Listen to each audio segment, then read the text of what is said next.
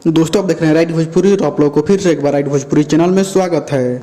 तो दोस्तों आप लोगों को बता दी, पवन सिंह ने इस बात को जब से बोले हैं उस समय से लगातार चोरी ही करते आ रहे हैं। चोरी मैं नहीं करता, भोजपुरी इंडस्ट्री ने केकर चोरी पवनवा करेंगे।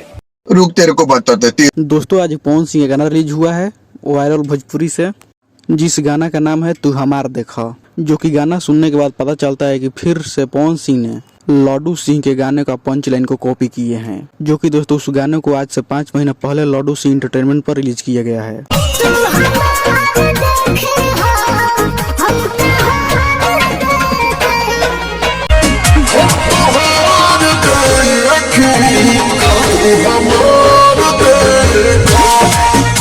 हो सकता है दोस्तों आप लोग समझ गए होंगे कि चोर कौन है, खाली स्टेज पर चढ़ के बोल दिला से ना होला।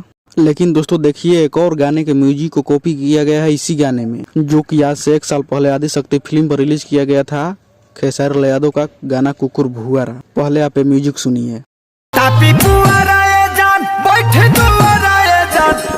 गोली में ना देबे कुकुर भुआ।